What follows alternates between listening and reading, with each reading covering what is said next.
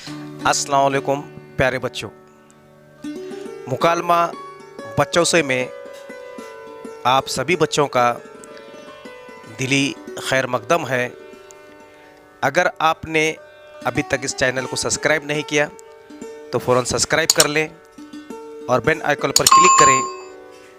तो चलिए आज हम शुरू करते हैं 10वीं जमात का चौथा सबक सिया रोशनी। तो पहले उसकी सिन्फ की तारीफ़ हम देखेंगे। सफ़रनामा अदब की एक सिन्फ है जिसमें बैरूनी अदब, तलाशबीनी अदब, मुहिम, जोयाना अदब या कुदरती लिखाई और रहनुमाई कुतुब और दूसरे मुल्कों के दौरे शामिल हैं। सफ़र अरबी ज़बान का लफ्ज़ है जिसके मानी मुसाफिर तय करने के हैं।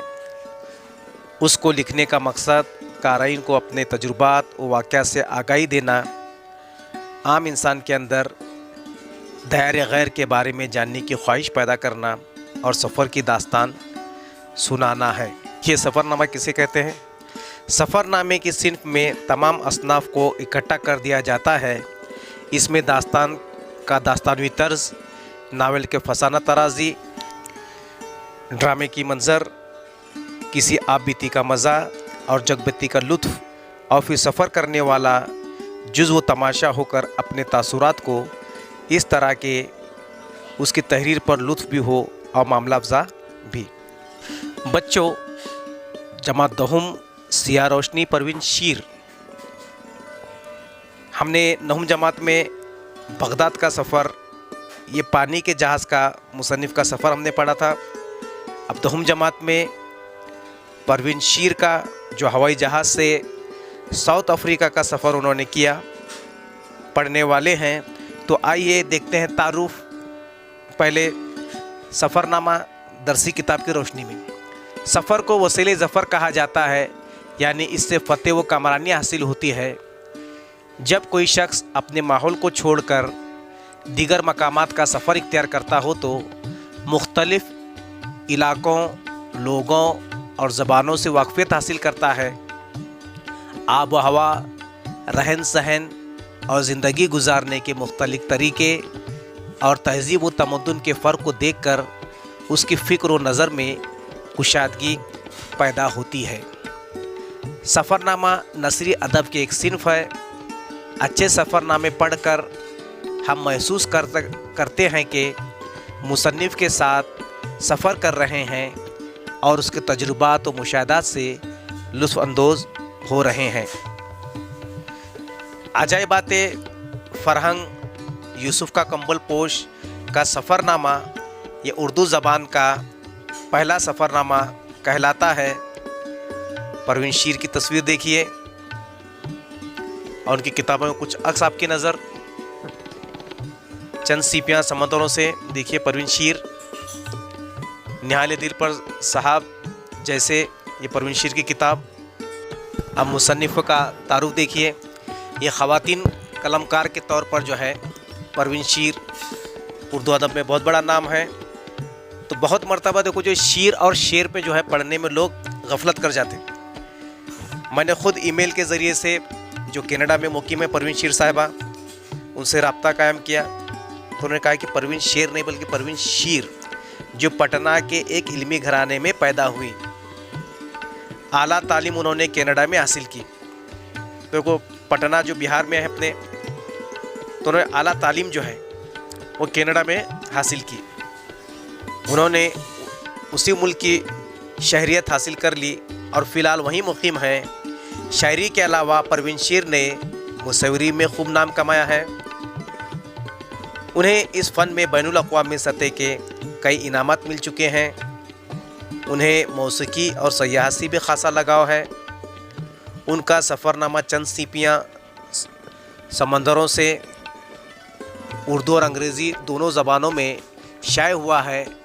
करचियाँ, निहाल दिल पर साहब जैसे और चेहरे गुल, धुआं धुआं सा उनके शेरी मजमूए हैं। चलिए शुरू करते हैं सफ़रनामा।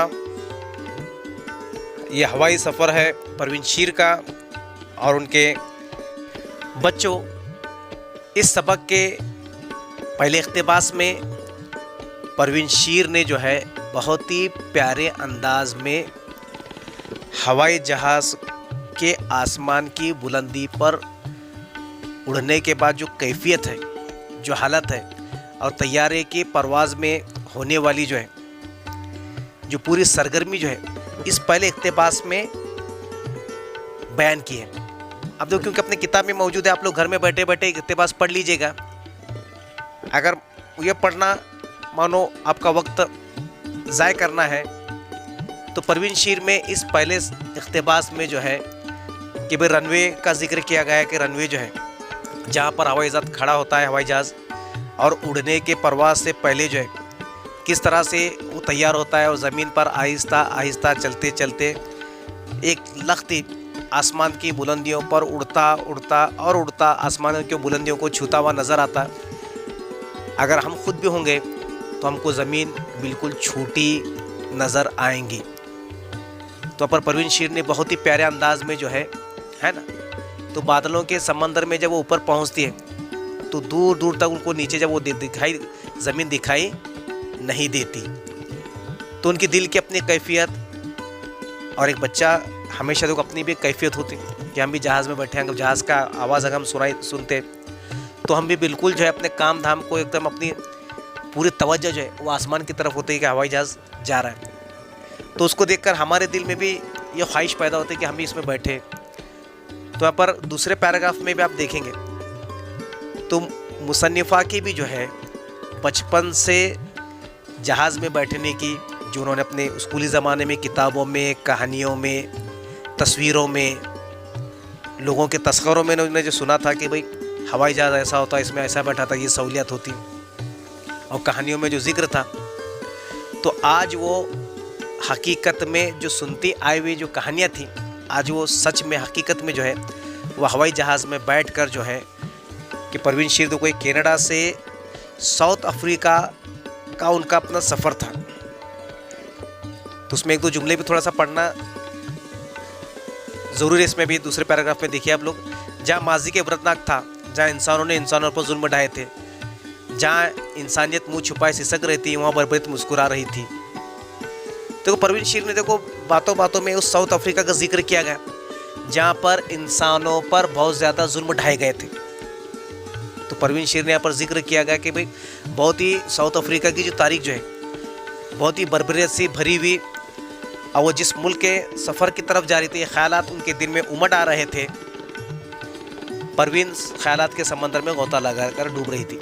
यानी कि परवीन शीर जो है उस मुल्क के जो साउथ अफ्रीका की जो अपनी जो कहानी है, उसके अपने आज़ादी की जो कहानी है, तो जब साउथ अफ्रीका वो देखते हुए तो उनके दिमाग में वही बात आती है कि उसको किस तरह से आज़ादी मिली, किस तरह आज़ादी के लिए लड़ने पड़े, किस तरह से वहाँ पर गोरों ने कालों पर जुल्म ढाए, है ना, गोरों ने कालों पर जिस तरह से जुल्म ढाए, वो पूरी दास्तानें उनके ख्यालों में उमड़ पड़ रही थी। तो परवीन शीर देखो जो है जोहानिसबर्ग जो है, एक तस्वीर में आगे आपको जोहानिसबर्ग की दूंगा, आप लोग देख लीजिए कि 10 घंटे बाकी थे। यानी कि जब वो कनाडा से जोहानिसबर्ग पहुंचने के लिए, देखो वंडर्स, जोहानिसबर्ग, पीटर्सबर्ग, है ना, अफ्रीका के शहरों के नाम है कि उनका जहाज़ जो है जोहानिसबर्ग पर उतरना था। और परवीन शीर के साथ उनके हमरा हयात, शरीक हयात यानी उनके शोहर वारिस, जिनका नाम था वारिस, उनके बेटे फराज भी वो हवाई जहाज़ में उनके सफ़र में साथ में थे, वो सोए थे। और परवीन शीर को भी जो है सफ़र करते करते, क्योंकि सफ़र को अभी बहुत पहुंचने के लिए बहुत वक्त बाकी था, उनके आँखों में भी नींद बोझल हो रही थी। जब सोकर दोबारा परवीन शीर उठी तो देखा कि जो जिस जहाज़ पर वो सफ़र कर रही थी उनकी मंजिल बिल्कुल करीब थी। अब जो बिल्कुल आँखों से जो गायब चीज़ें थी, अब उनको रेंगती हुई छोटी छोटी लकीरें चूंटियों की सूरत में, और छोटी छोटी डिबियाँ जो है आलीशान इमारतें छोटी छोटी डिब्बी की सूरत में उनको नज़र। परवीन की दिल की धड़कनें तेज़ हो रही थी। जैसे जैसे जहाज़ जब अपने लैंड कर रहा था, वो जोहानिसबर्ग के सरजमीन पर जब उतर रहा था, तो परवीन शीर जो दुख भरी कहानियों का मंजर जो उनके आंखों के सामने सफ़र के दौरान जो था, तो वो उसी मुल्क को आज वो देखने जा रही थी। क्योंकि देखो जोहानिसबर्ग में उतरने के बाद जो है कितने तो याददाश्त है उनके ज़मीन पर, क्योंकि अखबारों के ज़रिए से, टीवी के ज़रिए से, ख़बरों के ज़रिए से, ज़बानी हम बहुत सारी बातें जो है लोगों से सुनते आते हैं। तो ऐसी बहुत सारी ऐसी बाज़ गश्त जो उनके जहन में ऐसी बातें ये उमड़ पड़ रही थी। तो मुसन्निफ़ा जो है, मुसन्निफ़ा जोहानिसबर्ग पहुंच चुके हैं। तो हम अगला सफ़र जो है अगले वीडियो में देखेंगे। छोटा सा सफ़रनामा है,